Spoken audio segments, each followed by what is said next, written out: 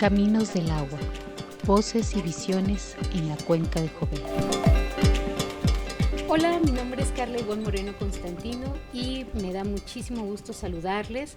Les doy la bienvenida a esta nueva emisión de Caminos del agua, voces y visiones en la cuenca de Jovel. En cámara se encuentra Arturo Montoya y hoy nos encontramos en Espiral Biocafetería en compañía de Elizabeth del Carmen Suárez Díaz, maestra en Antropología Social por el Colegio de San Luis. En el 2022, Elizabeth se tituló con la tesis que lleva por título La organización social y los rituales en defensa del agua en la colonia maya, San Cristóbal de las Casas, Chiapas.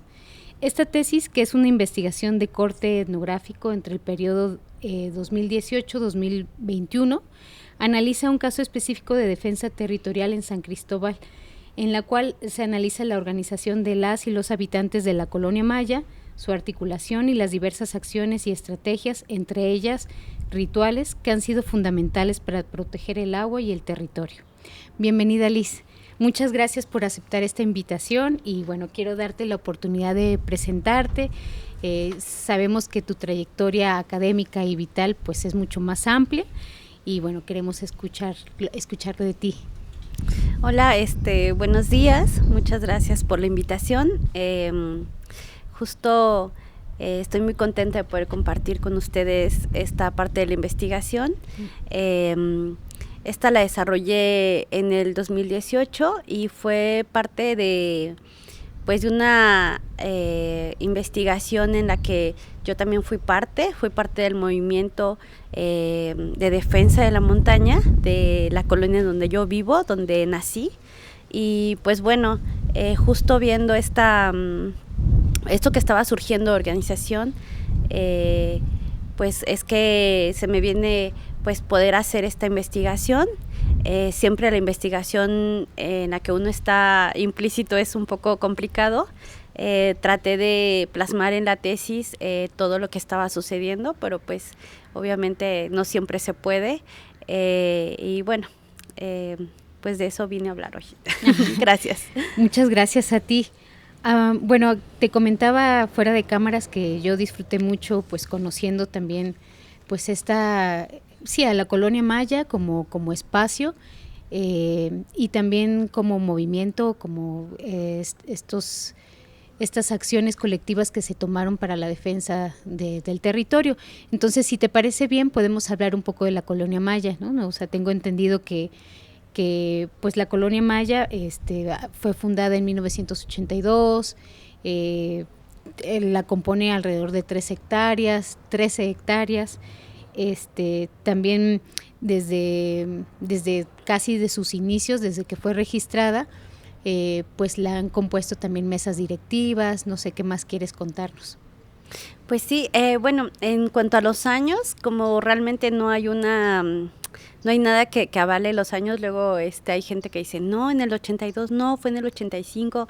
No hay como una fecha en sí, pero más o menos el periodo es del 82 al 84, 87. Fue una colonia que nació como una lotificación y se fueron vendiendo poco a poco los terrenos. Hubo mucha gente que me mencionó, pues yo pagaba mensualmente le daba algo al dueño y así fui pagando mi terrenito, ¿no? Uh-huh. Habían grandes terrenos, gente que compró 2, 3 lotes y que ahora pues justo es estas urbanizaciones que estamos viendo dentro de la colonia. Entonces también fue un fenómeno que quizás el fraccionador no se lo imaginó y la gente que vivíamos ahí pues tampoco nos imaginamos, ¿no? Que después se iba a urbanizar aún más. Estamos ubicados al sur de la ciudad, nos rodea pues la montaña del sur y el barrio de María Auxiliadora, de quien al principio éramos parte y después pues ya se formó en sí la colonia, ya se le nombró Colonia Maya. Y bueno, se nombra Colonia Maya por un vecino que fue de los primeros que estuvo como viendo lo de las calles, viendo lo del drenaje, la luz, todo esto. Y él dice, pues a mí me encanta la Colonia Maya, entonces le pongamos nombres de sitios mayas. Entonces tenemos la calle Palenque, la calle Chincultic, Yaxchilán, Chichén Itzá y todas, ¿no? Tulum. Y algunas otras que ya estaban antes, esas no se llaman como la cultura maya, pero pues son parte de la colonia, ¿no? Ha tenido muchos cambios, sí, pues por esto que digo, ¿no? La urbanización, la llegada de más personas. Es una colonia un tanto sui generis porque vive mucha gente fluctuante, ¿no? Esta población que vienen, trabajan y se van. Gente que arrenda, o sea, por unos meses o por años y se van. Todas estas personas, pues bien es cierto que no participan en la organización, pues porque no se sienten como parte de la colonia, ¿no? Y esta otra población que siempre hemos vivido ahí, en mi caso, pues mis bisabuelos eran dueños de un terreno, fueron fraccionando, dándole a sus hijos, y pues bueno, es así como mi familia vive ahí, tengo tíos, mis bisabuelos vivieron ahí, mis abuelos, y entonces pues es una tierra de la que nos sentimos parte y nos sentimos arraigados. Creo que también de eso viene pues esta defensa que hacemos de la montaña. Sí, un poco para ir también por ahí, bueno, mencionar solamente algunos datos como para las personas que nos escuchan y quizás puedan tener más elementos para imaginar este espacio. En el 2016 el INEGI mencionaba que contaba con una población de 2.533 habitantes aproximadamente, ¿no? Y bueno, también con respecto a lo que dice sobre esta defensa de estos modos de organizarse, quizás sería importante mencionar cuáles fueron los motivos también de esta defensa, qué hizo que detonara, digamos, este tipo de organización. Un poco, más bien mencionas en la tesis que fue en el 2016 a partir de la construcción de un fraccionamiento, pero bueno, este es un elemento, pero hay antecedentes, ¿no? Entonces, si nos quieres compartir. Sí, justo, bueno, esta parte de la montaña que ya decía que delimita el sur de la colonia, parte de la montaña tiene dueño. Este dueño fue el mismo que vendió parte de los terrenos de la colonia maya, se quedó con otras hectáreas y pues por muchos años ese terreno se conocía como un rancho. El rancho El Carmen Guadalupe, y pues ahí sembraban, los primeros pobladores dicen que veían que sembraban papas, sembraban maíz, el dueño era un cubano, un doctor cubano que vino, le gustó ahí la montaña, compró y ahí estuvo, ¿no? Después este señor muere y el hijo empieza a fraccionar, es quien hace la colonia maya. Y después en este terreno que justo es muy grande, son muchas hectáreas, son alrededor de 19 hectáreas, según nos dicen. Ese dato varía un poco, pero 5 son las que quieren construir y es cuando empiezan a ver como proyectos, ¿no? En el 2008, este señor, más bien vende a otra persona, esta persona que compra, se dedica al ramo es un empresario, se dedica a hotelería, se dedica a gaseras, gasolineras también, y entonces quiere instalar una gasera en este territorio, ¿no? En la parte del rancho.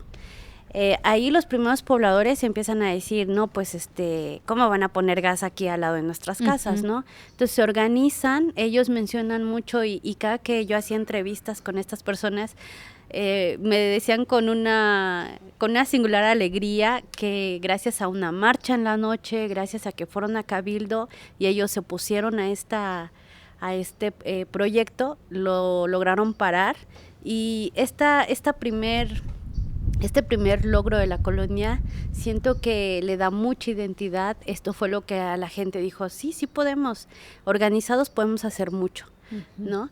Después, en el 2012 más o menos,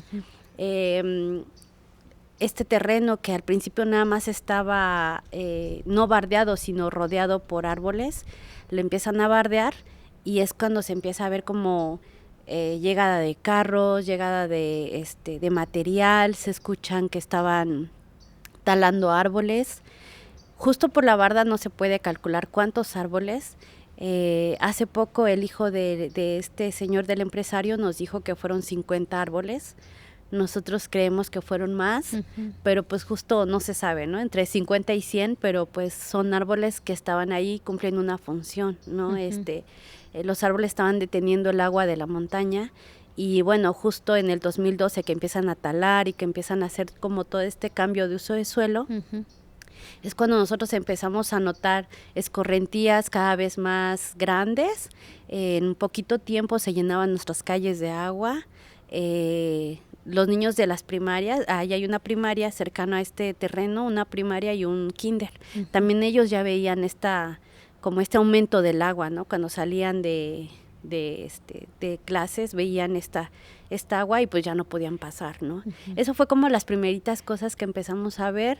Sí, la gente empezó a decir qué está pasando, pero justo el papel de las mesas directivas en la Colonia Maya es muy importante porque la gente cree mucho en estos representantes, le da mucho poder a los representantes.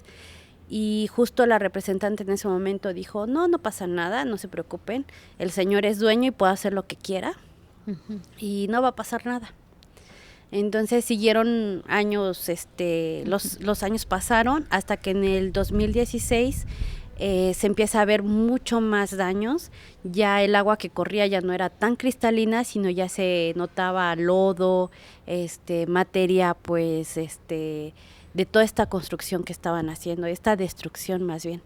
Y bueno, es en el 2016 cuando se cae una parte de esta barda y fue a las 8:30 de la noche, fue un domingo, mucha gente estaba en su casa obviamente, se cae esta barda y provoca una luz que arrastró un coche y toda esta agua inundó a 20 casas de toda una calle.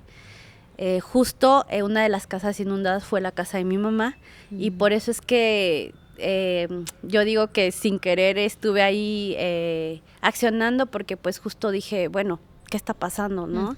Y pues producto de este daño fue que empezamos como a indagarnos qué estaba sucediendo, a recibir 0 respuestas de las autoridades, malos tratos, incluso es cuando nos empiezan a tachar de, es que gente revoltosa, gente que no tiene nada que hacer, y nos empezaron a negar toda la información de este proyecto, justo porque sabían que estaban pues haciendo estos daños ecológicos que a la larga pues el impacto iba a ser muy fuerte, ¿no?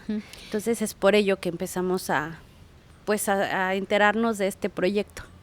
Sí, como mencionar que digamos que en el 2012 sí se aprueba a partir del Cabildo Municipal este cambio de uso de suelo, que en realidad pues es una zona protegida, entiendo, ¿no? O sea, es decir, los árboles en esta pendiente permiten la absorción de todo el agua que cae de la montaña, ¿no? Y por lo mismo no puede haber cambio de uso de suelo. Sin embargo, en el 2012, con los representantes de Cabildo Municipal, pues aprueba este cambio de uso de suelo. Y también mencionar que también se puede estar hablando también de un ecocidio, porque mencionas ahí que se calcula, que calculan también los habitantes de la Colonia Maya, que fueron aproximadamente 100 árboles pues talados, ¿no? Entonces se puede hablar de un ecocidio también, ¿no? En ese sentido, como justo para fines de un fraccionamiento, que además no solamente están haciendo un cambio de uso de suelo prohibido, o sea, no legal, sino también impidiendo que haya una filtración del agua adecuada en una pendiente cercana a un lugar habitacional. sino también lo que iba a conllevar el que se fraccionara, que hubiera un fraccionamiento más por el agua que también se demandan servicios, ¿no? Uh-huh. Entonces, ¿de dónde viene el agua que ustedes en la colonia Maya pues consumen, ¿no? El agua viene de uno de los manantiales que pertenecen al humedal Lagos de María Eugenia. Uh-huh. Y el manantial que es muy pequeñito y que cada vez se ve más amenazado es Navajuelos. Uh-huh. Es parte, son dos, Navajuelos son dos, y lo divide la carretera internacional, ¿no? Está por la parte del Conalep, ahí, y pues bueno, ahí por medio de bombas se bombea hacia un tanque que la misma población construyeron. Igual no se tiene fechas muy exactas de cuándo, pero más o menos en el año 84 es cuando inauguran esta obra, que lo realizaron muchos habitantes de María Auxiliadora, uh-huh, del santuario. Hacen este tanque elevado justo para que después el agua les venga por gravedad, uh-huh, y nos llega a la colonia Maya, María Auxiliadora, y a todas estas nuevas colonias que se han formado, ¿no? Fraccionamientos que se han formado, a todos ellos les llega, ¿no? Es así como nosotros también en el 2012 que se presenta este proyecto, la misma gente empieza a decir, ¿y de dónde van a tomar agua? ¿Y uh-huh, dónde van a salir y entrar? Tienen que pasar por nuestra calle. Uh-huh. Y si se planteaban 60, 80 casas, uh-huh, pues 60, 80 coches circulando por una calle muy pequeña como es la calle Palenque, y pues finalmente impactando, ¿no? Yo aquí lo que a lo largo de los años he podido ver es que al empresario le faltó pues ser un poco más empático, poder dialogar con la población. Él nunca llegó a dialogar con la población. Él construyó y empezó a hacer como todo lo necesario para su construcción, y justo en una ocasión sí llegó, pero llegó con una actitud que a la gente no le gustó. Muchos me lo dijeron en entrevista. No, pues este señor dijo, si se muere un niño de la escuela, pues yo lo pago y ya. Entonces a la gente, a los padres de familia, obviamente que estas actitudes pues no les gustó, no les agradó. Tener el vecino incómodo que te está dañando y que aparte llega y te dice este tipo de cosas, pues el señor no tenía buena reputación con nosotros, ¿no?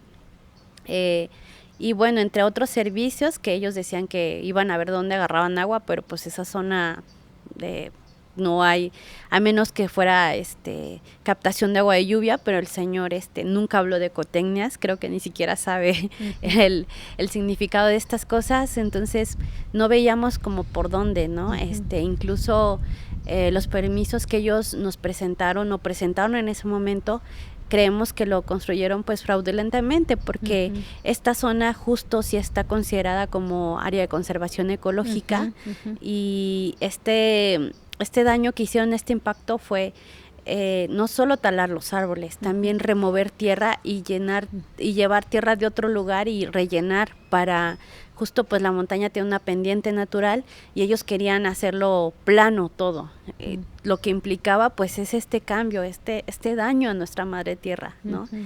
Que en ese momento, en el 2016, nosotros no hablábamos de la madre tierra, nosotros nada más uh-huh, empezamos a defender nuestra casa, nuestra colonia, y poco a poco fuimos como aprendiendo esta lógica, ¿no? de los servicios ambientales que tanto se dicen en la academia, pero también esta conexión que nosotros tenemos uh-huh, con la tierra, ¿no? Con el lugar donde nos vio nacer y pues el agua que diariamente recibimos y uh-huh, tenemos, y que aún somos afortunados de tenerla. Uh-huh.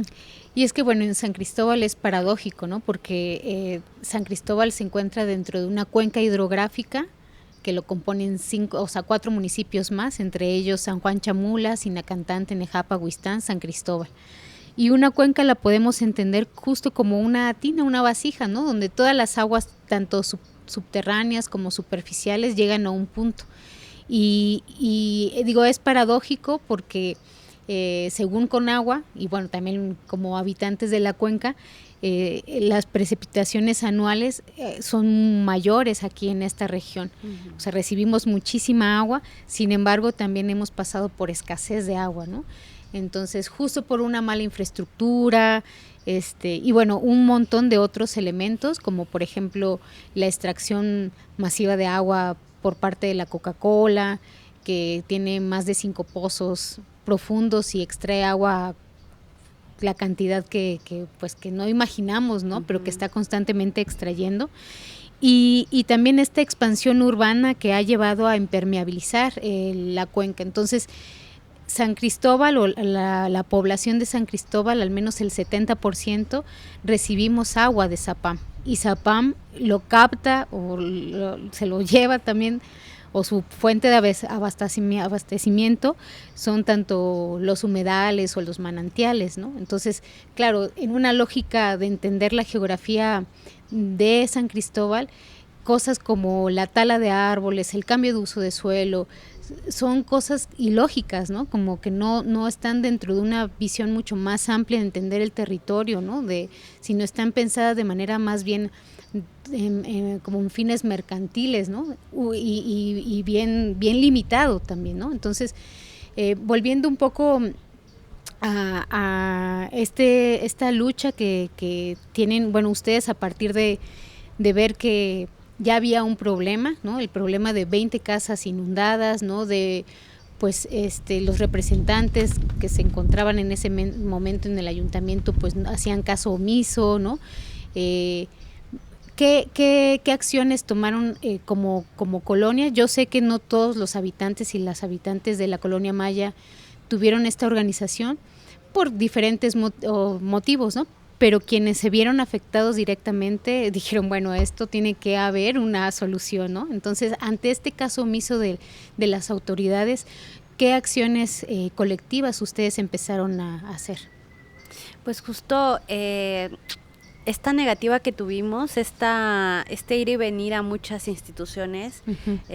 Yo recuerdo como justo una de las casas inundadas fue la de mi mamá. Uh-huh. Yo recuerdo que al otro día o a los siguientes días fuimos a Protección Civil, uh-huh. y ellos en la noche que había sucedido todo, el 6 de junio del 2016, nos dijeron, ya tomamos en cuenta todos los daños que han habido, vamos a hacer un reporte, bla, bla, bla. Nosotros llegamos 2 días después y nos dicen, no, pues es que esas hojas se perdieron. Entonces empezamos a ver como este tipo de acciones, complicidad, omisión, incluso esconder mucha de la información que nosotros empezamos a obtener fue porque nos movilizamos, porque nosotros fuimos a Tuxtla, fuimos a la Ciudad de México, fuimos a la Cámara de Diputados y fuimos a muchos lugares a lo largo de estos años, tocamos muchas puertas para tener información y para tratar de comprender.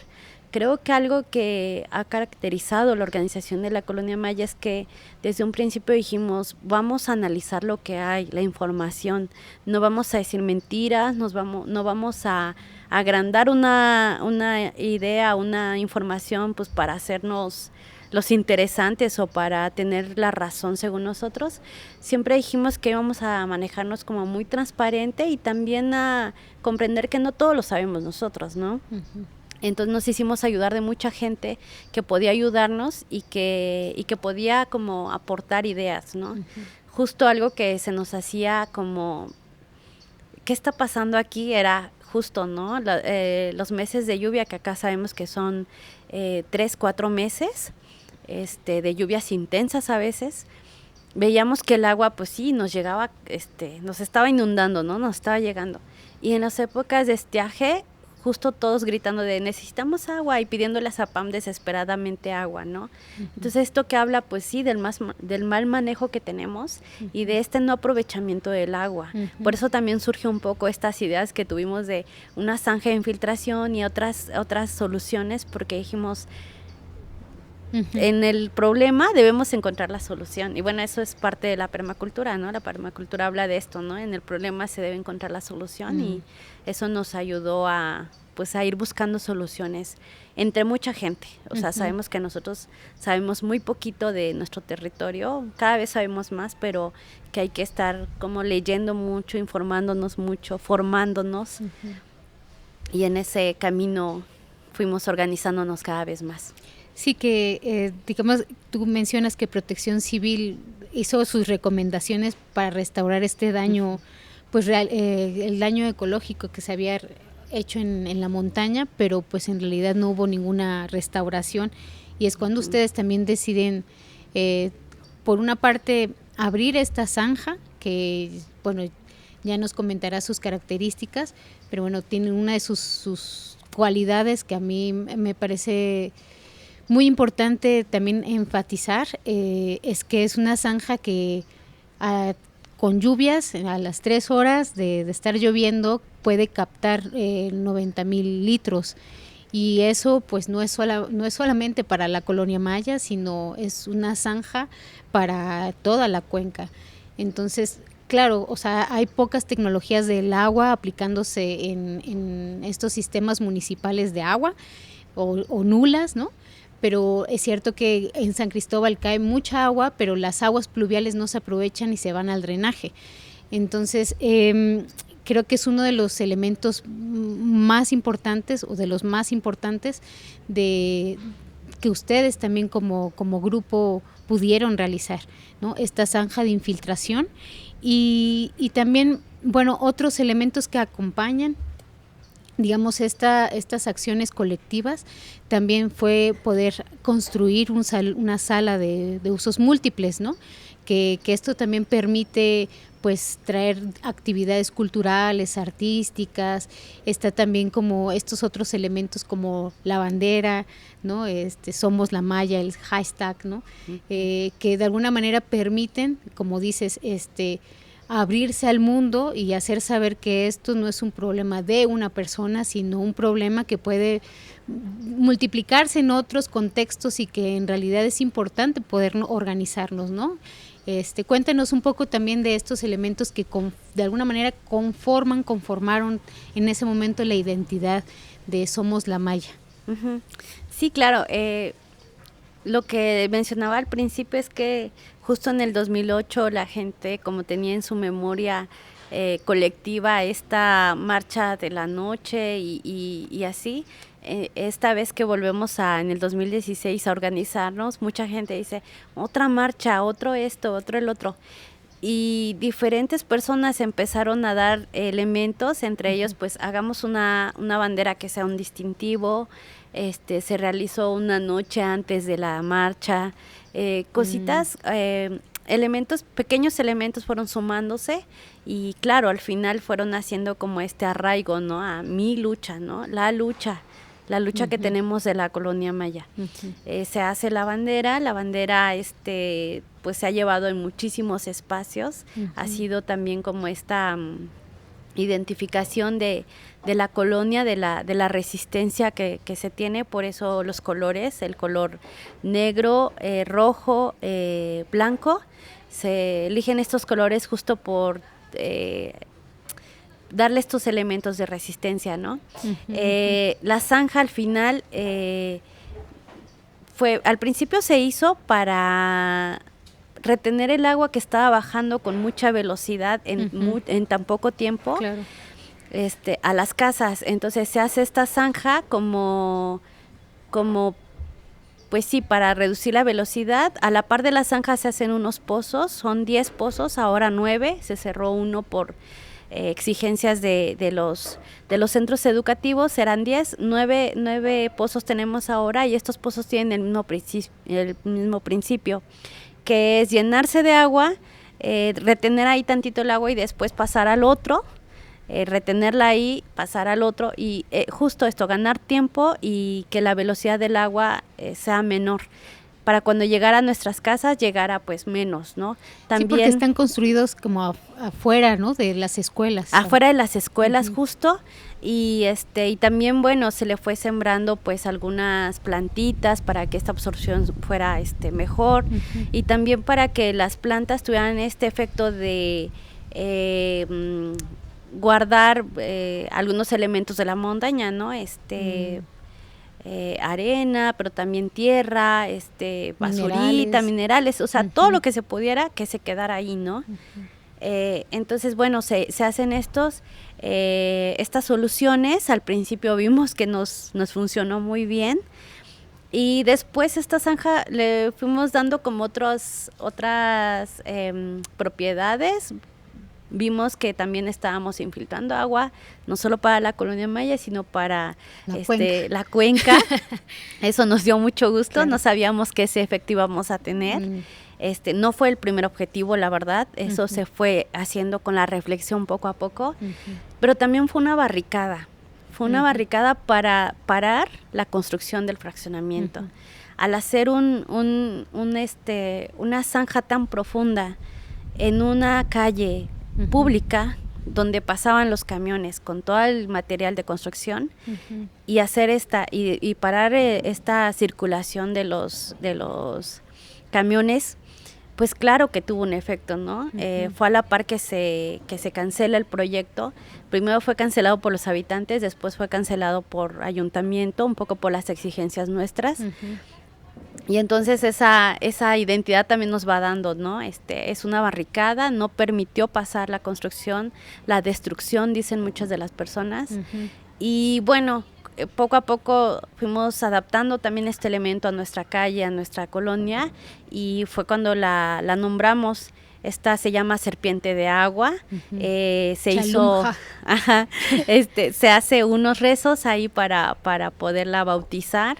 Y bueno, se van retomando también elementos de la cultura maya, estos rezos mayas que ya sabemos que en algunos pueblos originarios cercanos aquí a la cuenca y a San Cristóbal se hacen. Y entonces nosotros empezamos a retomar esto, y es así que nuestra zanja deja de ser un hoyo ahí sin forma y empieza a tener bastante relevancia para nosotros. Claro. Bueno, para quienes nos escuchan, esta zanja de infiltración mide 45 metros de largo, 1 metro de ancho y de fondo. Así es. Y bueno, justo la tierra que se sacó de la zanja se puso al ladito y se hizo unas jardineras. Las jardineras son muy importantes en este caso porque ahí se pueden poner algunas plantas que sirvan también de fijación de suelo y de fijación de este material que ya decíamos, ¿no? Todo lo que baja de la montaña para retener la mayor parte de lo que va bajando de la montaña, que estas plantas lo retengan. Entonces se fue como armando así. Tuvimos, no recuerdo bien el año, creo que en el 2018, por ahí, una comunidad indígena cercana a la colonia llegó y habitantes de ellos quisieron tapar la zanja. Entonces cosas como esas hacen que se dañara la zanja. Entonces siempre se ha tenido como, la zanja va cambiando también, o sea, no ha tenido la misma forma, la erosión también ha hecho lo suyo y pues ya no mide lo que medía en un principio, pero bueno, sigue teniendo el mismo fin para nosotros, que es librarnos de estas inundaciones. Como el daño a la montaña sigue habiendo aún ahorita, en el 2025, y en este mes ha incrementado con algunos permisos que Ayuntamiento le volvió a dar al fraccionador. Es cierto que esta zanja sigue siendo insuficiente ahorita y sí tenemos riesgo de inundaciones, de nuevo en las mismas casas que en el 2016 nos inundamos. Entonces, digamos que es una lucha que no para y los daños también vemos que no paran. Sí, es algo que también nos vas a compartir un poco, hablarnos de cómo hoy en día está también el movimiento Somos la Maya, los desafíos, ¿no? Como que se enfrentan, que enfrentamos. Pero antes de eso también me gustaría mencionar que dentro de los elementos que han conformado esta identidad colectiva en este periodo de defensa territorial, además de la vía mediática, ¿no? Que fue muy importante, pues, como compartir cuáles eran sus denuncias, sus demandas. También por la vía legal hubieron como también procesos ahí importantes y estos rituales que mencionas, ¿no? Que a mí me parece que los rituales, y también tú lo mencionas, son, además de tener esta función simbólica, son también estrategias políticas de defensa, ¿no? y protección del medio ambiente y también de legitimación para decidir sobre el territorio.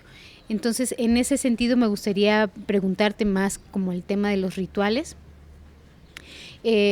Bueno, en tu tesis nos presentas que los rituales, pues como decía, ¿no? Sí son expresiones culturales simbólicas, pero también estas herramientas de acción política. ¿Podrías contarnos cómo descubriste esta articulación entre ritualidad y defensa territorial durante tu trabajo de campo? Y como de qué manera esto influyó en tu propia experiencia como participante activista, ¿no? En tu comprensión. Sí, mira, justo el otro día estaba reflexionando sobre los rituales, y bueno, yo recuerdo que justo antes de la organización de la Colonia Maya, como un año antes, quizás en el 2015, por ahí, yo asistí a una colonia, no recuerdo cuál, y estaban haciendo un ritual y yo dije, bueno, ¿qué están haciendo estos rituales acá cuando en la ciudad aparentemente estos rituales no es parte de la cultura, no eran propios, ¿no? Y bueno, como investigadora antropóloga dije, aquí está pasando algo, ¿no?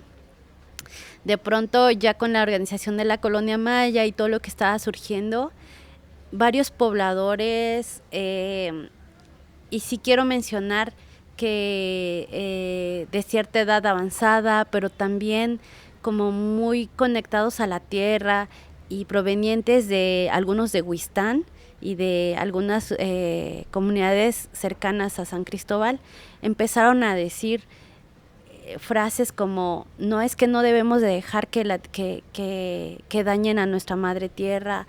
Empiezan a poner tanto en el discurso, pero también en el sentimiento de toda la gente, estas cosas como más de conexión, ¿no? Escucharlos hablar, claro que a todos en una asamblea, ¿no? A todos nos cimbraba y decíamos, ¿qué está sucediendo acá, no? Y todo el entorno se estaba como modificando. Cada asamblea que teníamos era una reflexión, pero también un compartir. Y siento que estas personas que ya estaban en la Colonia Maya, pero que no habían tenido una expresión, no habían tenido quizás una oportunidad de hablar o de expresarse, y en esta organización justo, nueva organización, tuvieron esta oportunidad, es quienes empiezan como a poner estos elementos más de espirituales, pero también de cuidado, y también sí lo identifiqué mucho en la oralidad. Empezaron a decir, bueno, hay esto otro, y así es como empiezan a decir, hagamos un ritual. Yo estuve en el primer ritual que se hizo y lo registré. En la zanja. Después se hizo otro para bendecir a la montaña. Después se hizo otro en los humedales, después otro, y iban, continuaban, y cada ritual iba acompañado de un discurso. Uh-huh. Aquí ya muy, sí muy de denuncia y muy político, uh-huh. Y también posicionando, ¿no? Posicionando esta defensa y lugar que tenía para nosotros la montaña y el agua y la zanja y todo esto. Y entonces ahí es donde yo empiezo como a hilar este papel que estaba teniendo los rituales. Uh-huh. Bien es cierto que los rituales, como lo menciono en la tesis, no son propios de la Colonia Maya, o sea, no lo hacía un habitante de la Colonia Maya, siempre uh-huh. Se invitaba a alguien más, un rezador, un ilol, alguien que venía de fuera, pero sí eran los habitantes quienes lo invitaban, ¿no? Y quienes ponían todos los elementos para que esto se llevara a cabo. Uh-huh. Entonces ahí yo no podría hablar de un rescate de un ritual porque no era propio de la población, pero sí un adecuar elementos que, si bien estaban sumando, también estaban dando como esta espiritualidad que el movimiento también necesitaba, ¿no? Cuando se empieza a hablar de la madre tierra, incluso los niños empezaban a decir, no, sí, es que el agua, nuestra sagrada agua, nuestro esto, y entonces eso le fue dando también uh-huh. esta otra parte que le faltaba al movimiento. Uh-huh. Y fue orgánico porque bueno, como yo pude ver cómo se hizo, cómo fue gradual, no fue alguien que llegara a decir, y ahora todos van a decir Madre Tierra, no, sino que se fue dando poco a poco en la organización y en el movimiento. Y bueno, desde tu experiencia, ¿no? Esta percepción de lo sagrado también y al mismo tiempo territorial. Sí, claro. Por ejemplo, yo recuerdo a mi papá hablar de la montaña y cómo él tenía una concepción de la montaña de mucho respeto y que era sagrada. Incluso él me decía o él nos contaba a todos mis hermanos que ellos tenían que pedir permiso para subir a la montaña. Entonces, cuando yo empiezo a escuchar esto de otros pobladores, dije, no, sí, claro, o sea, es una reconexión que tenemos, ¿no? También a la par de todas estas reflexiones que teníamos, un vecino de pronto nos contó una historia que también la pongo en la tesis, que habla sobre la guardiana de la montaña y habla de esta serpiente que un día salió de la montaña. Era una serpiente muy grande y que tenía como escamas que resplandecían con el sol y que todos los habitantes vieron que bajó de la montaña de la colonia Maya, pasó por las calles de la colonia y al final se fue al humedal Navajuelos, que es de donde nosotros obtenemos agua. Entonces este vecino siempre nos contaba esta historia y nadie era ajeno a ella. Algunos decían, sí es cierto, sí, a mí me contaron esto. Entonces era, para mí como investigadora esto me fascinó, pero también no me es ajeno porque yo viví ahí, ¿no? Yo nací ahí y ver esta conexión que tenemos con la montaña y que no solo la sentimos, sino que la podemos transmitir y decir, pues a mí me hizo pues justo plantear este problema en mi tesis, ¿no? Sí, claro, ¿no? Como volver a imaginar o dotar de como de reconocimiento a esto que también está vivo, ¿no? La tierra, el agua, las montañas, los árboles, y saber o tal vez preguntarnos cuál es la relación que queremos tejer con eso vivo también, ¿no? No de una forma limitada como ha sido desde hace varios años, ¿no? Que es solamente mercantil o viéndola nada más como un recurso, ¿no? Sino también es una relación de reciprocidad y entonces sería, bueno, la pregunta, ¿qué tanto somos recíprocos en ese reconocimiento mutuo, ¿no?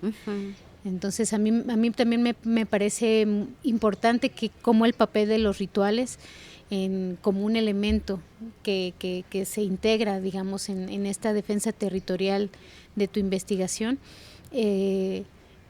toma lugar para hacer esta defensa como estrategia política, pero al mismo tiempo también otorga un reconocimiento, ¿no? Dota lo que se le ha quitado, ¿no? Como esa sacralidad que es importante, pues volver a dar, ¿no? A esto que dependemos de la vida, pues de la vida, y la vida son los árboles, la montaña, el agua, ¿no? Entonces es importante poder reconocer eso de una manera práctica en términos de cómo habitamos, ¿no? en la cuenca. Y bueno, también yo creo que algo para pues ya ir finalizando, un poco ya como investigadora, para ti, ¿cuáles fueron los desafíos metodológicos, éticos, ¿no? Porque también tienes esta participación pues muy, muy adentro de la investigación, pero también de pronto la escritura académica tiene que tomar distancia, no sé, como ¿cuáles crees que han sido o fueron los desafíos metodológicos, éticos en este proceso? Sí, bueno, creo que el primer desafío que recuerdo es que yo, por ser parte de este movimiento, de esta organización, por ser de mi casa, de lo que estaba hablando, de pronto yo me planteaba pues justo la pregunta de investigación, y esto decía, ay, ¿será que sí va por ahí? De pronto sí como que me jugaba, esto sí será interesante, esto no. Eso fue en primera, y ya realizando la investigación, este alejamiento, acercamiento que siempre nos piden en las ciencias, en todas las ciencias, ¿no? Pero en las ciencias sociales siento que somos muy enfáticos en que tienes que alejarte y la objetividad y todo esto, y constantemente en las revisiones con mis asesores estás romantizando mucho este movimiento y tienes que alejarte tantito. Me ayudó justo, sí, esa lejanía cuando me iba a San Luis y dejaba como de estar pendiente de lo de la colonia maya. Eso me ayudaba mucho sí, a poner distancia en kilómetros y también en la mente, y a ver otros ejemplos, ¿no? Yo recuerdo que cuando empecé a ver, a leer otras experiencias que estaban surgiendo y que hay en todo el mundo sobre defensa del agua, sobre la montaña y esta relación con el ser humano, de pronto decía, sí, esto no, esto no, ¿no?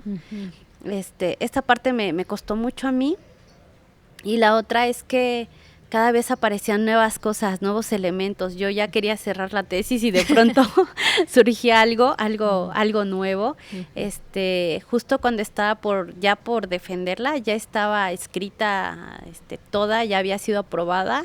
Es cuando le quitan los permisos de cambio de uso de suelo al empresario, el cabildo de acá de San Cristóbal le quita. Entonces eso yo quería ponerlo, y así es que sí tengo que decirlo, porque si es una lucha de 8 o 9 años y les están dando la razón a esta población tan pequeña, que eso también era un elemento que mucho me hacían resaltar mis asesores, mi director de tesis. Es una población muy pequeña, es un movimiento muy pequeño. Lo estás romantizando, ¿no? Pero justo logro, yo decía, tiene que ir en la tesis. Entonces al final claro, lo pongo así como muy, muy de filón en la conclusión. Bueno, eso ha cambiado ya ahorita en el 2025, pero bueno, esas cosas pues ya la investigación ya se dio, pero bueno, esas cosas, esos elementos que yo ya quería cerrar, y la investigación daba para más, y yo no veía para cuándo. Sí, claro. Sí, como que es un periodo, pero o sea, esto va también con cambios, ¿no? Justo también preguntarte cómo está ahora también este movimiento, esta organización actualmente con la mesa directiva, cómo está con la zanja, no sé, como el salón de usos múltiples, porque hubo un momento, digo, esto lo menciono, que también el salón de usos múltiples de la colonia maya tenía pues mucha demanda y convocatoria de talleres de diversos tipos, ¿no? Fotografía, permacultura, bueno, como de todo pintura, etcétera, etcétera. Y ahora, ¿cómo está? ¿Cuáles serían como actualmente cómo está y cuáles serían, digamos, estos retos en términos organizativos para seguir como acuerpando la defensa? Sí, bueno, algo que mencionaba al inicio de la entrevista es que para la población de la colonia maya, estos representantes que se eligen cada 3 años casi sí le dan mucho peso,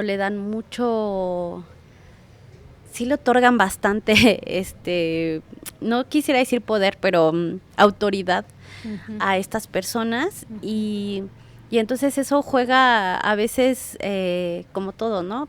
Para bien y para mal, ¿no?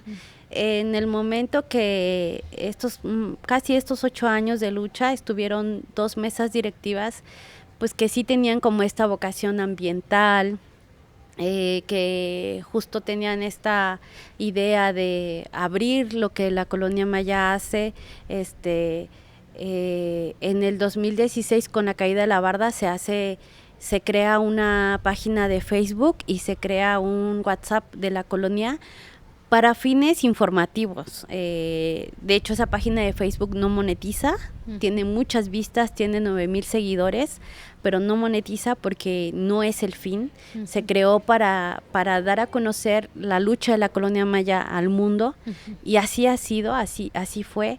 gracias a esta difusión que nosotros hicimos de las actividades, es que empiezan a venir estas organizaciones, que ya sabemos que en San Cristóbal hay muchas. Empiezan a llegar médicos del mundo, hay muchas otras. Tuvimos 3 años de un programa gubernamental que se llama Convites Culturales. Con ellos tuvimos pues 3 años haciendo muchísimas actividades, llevando stop motion, haciendo fotografía, haciendo un sendero biocultural en nuestra área verde, que es parte de esta montaña que defendemos. Se hicieron muchísimas cosas, huertos, nos aprendimos a hacer permacultura y con eso se construyó nuestro salón de usos múltiples. Sí fue una mesa directiva muy movida, sí fue algo que se le puso mucha atención, pero justo como las cosas tienen que cambiar y también los representantes tienen que renovarse, este año, no, más bien el año pasado, para finales del año pasado, se cambia la mesa directiva y pues las personas que quedan como representantes justo pues empiezan a hacer acciones como no queremos el salón de usos múltiples porque se parece a una bodega que no nos gusta. Nos empiezan a delimitar el tiempo de poderlo usar, nos quitan las llaves y no podemos, los pobladores no podemos entrar mientras que ellos no lo designen. También la área verde, ellos tienen la llave y no nos permiten entrar a los pobladores, salvo cuando ellos decidan que sí se debe abrir. Ellos están en contra de que lleguen personas de otros barrios y colonias de San Cristóbal y odian que llegue gente del extranjero a ver lo que hace la colonia. No sabemos por qué, no sabemos por qué han tomado estas acciones. Y bueno, algo que se ha podido evidenciar en estas últimas reuniones que hemos tenido es que ellos están a favor de la construcción de este fraccionamiento en La Moraleja, ¿no? Ellos están a favor, ellos han dado permisos. Debido a eso, estos últimos meses ha habido muchísimo movimiento dentro de la montaña. Hemos visto las escorrentías con aún más material de construcción y también de la montaña que está bajando con las aguas de lluvia. Y sí, sentimos de nuevo una nueva amenaza. Sí vemos a estas personas como no en el papel de la defensa de los bienes de la colonia, de la colectividad, que fue mucho de lo que la organización cuidó mucho que todo fuera colectivo, que fuera un bien común. Aunque muchos de mis vecinos no se inundaban, ellos nos brindaron apoyo a las 20 personas que nos inundamos. Incluso tuvieron demandas, esta demanda que tuvimos por secuestro, que fue totalmente inventada, fue una estrategia de criminalización para nosotros que estábamos defendiendo la montaña, y ellos no se estaban inundando, ¿no? Lo hicieron justo por esta colectividad, y es lo que ahora vemos que no tienen estos nuevos representantes. Entonces tememos que ellos otorguen permisos, que promuevan permisos. La construcción ya se activó, no hemos podido pararla, y pues bueno, es muy evidente que sí los mueven como otros intereses, y no es ni la madre tierra, ni el ambiente, ni nada que sea colectivo. Entonces sobre eso estamos ahora. Es muy preocupante, claro. Nos está desgastando mucho, sí, porque ahora no solo tienes que luchar contra un empresario que quiere construir, sino también con gente que está dentro de la colonia y que tienen otros valores, otros intereses, ¿no? Sí, el motivo también de esta entrevista es justo para dar a conocer como esta lucha de la colonia maya, Somos la Maya, y también, ¿no?, para que la gente pueda tener elementos de poder ser más críticos, de tener un panorama más amplio y decir, bueno, claro, o sea, priorizamos lo común o lo individualista, ¿no? lo personal en términos más mercantiles, ¿no? Que justo esto nos ha llevado también a vivir una crisis climática en diferentes niveles. Entonces esperemos que, bueno, yo también veo como también de doble filo como que las mesas directivas, el presidente tenga tanto poder, ¿no? Y poder decidir así. Pienso que las asambleas son también mecanismos donde se permite escuchar de manera más heterogénea las opiniones, los sentires, las formas de vivir también múltiples experiencias, y tomarlas en cuenta permite hacer comunidad, ¿no?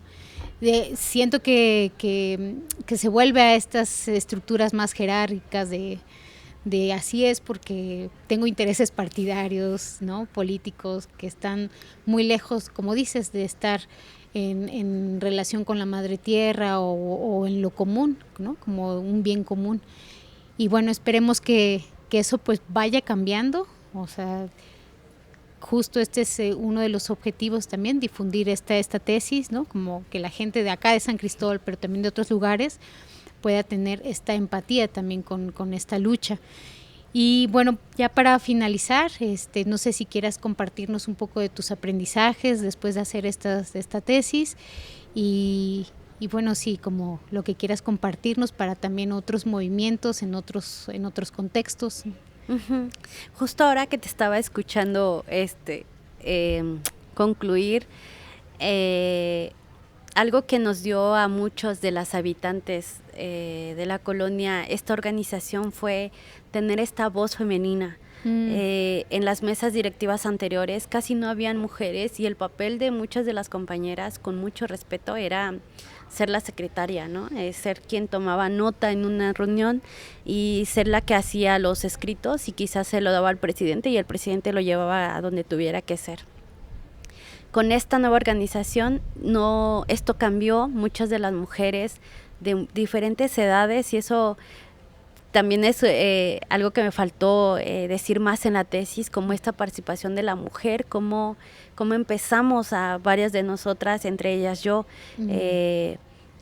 pues yo llevo viviendo en la colonia muchos años y no me había interesado sinceramente ser parte de esta organización, de una mesa directiva ni nada. Pasaban cosas y uno nada más dice, ok, pasó algo y te dabas cuenta y ahí quedaba. Gracias a esta inundación que tuvimos también de ideas y de conocer a más personas, es que las mujeres tomamos pues sí un protagonismo en la toma de decisiones en la colonia. Nos empezamos a capacitar lo más que podíamos, empezamos a ir a la radio y a todos los medios que podíamos para justo también hacer ver esto que nos estaba pasando, pero cómo a las mujeres nos impacta de una manera diferente, ¿no? Los impactos ambientales a las mujeres siempre es otra cosa, ¿no? Y queríamos decirlo y lo dijimos muchas veces. Entonces esa parte la veo importante y ahora un retroceso que me duele mucho decirlo es que en esta mesa directiva casi no hay mujeres y sí, casi en cada reunión de asamblea nos quieren callar a las mujeres que llegamos a hablar, ¿no? No lo han logrado y creo que no lo van a lograr, pero es un retroceso en la organización. Sí, claro, sobre todo porque estas desigualdades también están marcadas por género, ¿no? Claro. Y si hay algún enfermo en casa, la mamá. Y si falta agua, la mamá, ¿no? Las mujeres son las que sí están constantemente pues viéndose más afectadas porque son las que regularmente resuelven estas demandas, ¿no? De manera más local dentro de la familia. Bueno, muchísimas gracias por esta entrevista. Espero que sea la primera de muchas.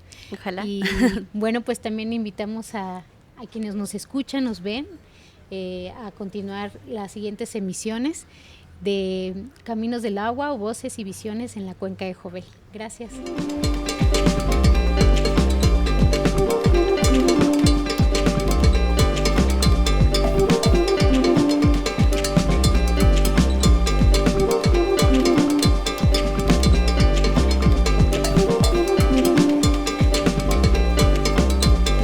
Caminos del agua, voces y visiones en la cuenca de Jovel.